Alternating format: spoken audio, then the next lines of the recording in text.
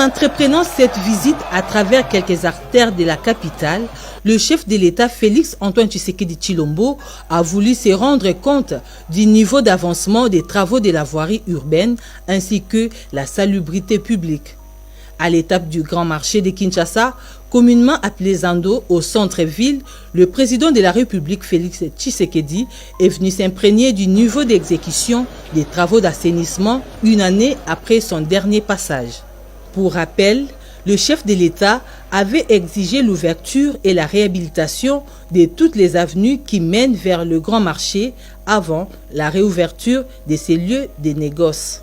Malgré l'embellie de dernière minute, le président Félix Tshisekedi n'a pas dissimulé son inquiétude de constater la persistance de nombreux problèmes affectant la mobilité dans cette zone commerciale très fréquentée. L'avenue Rwakadingi, l'une des principales voies d'accès au Grand Marché, est envahie par des marchands et les caniveaux demeurent encore bouchés.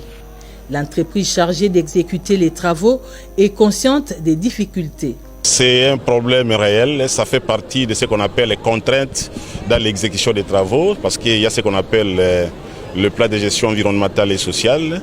Lorsqu'on réalise les travaux d'ingénierie de cette envergure, on ne peut pas voir la présence humaine sur chantier.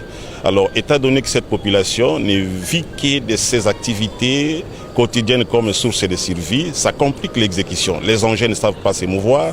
Et d'ailleurs, si on a atteint ces résultats, c'est parce que l'entreprise Safimex s'est permis, elle a pris le risque de travailler la nuit. Donc c'est vraiment une contrainte majeure.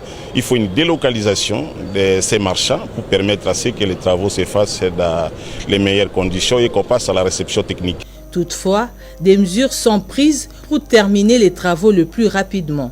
Et avec cette ouverture, Zando, il y aura une situation qui pourra évoluer en termes d'effectifs des marchands. Et ça va atténuer la démographie qui menace la durabilité des infrastructures actuellement ménagées. Parce qu'on a déjà commencé à travailler la nuit. Vous allez voir, si vous regardez Rwakading, même de l'école, les marchands se permettent de brûler les déchets produits pendant la journée sur la chaussée.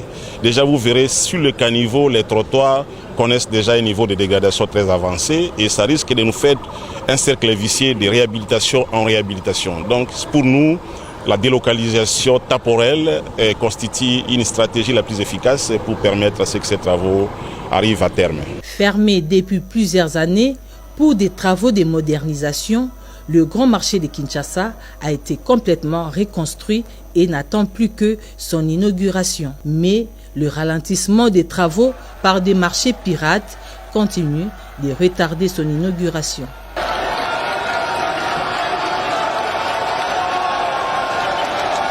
Merci à tous de nous avoir suivis. Aimez et abonnez-vous massivement à notre chaîne YouTube Tribeca Media. Au revoir et à la prochaine.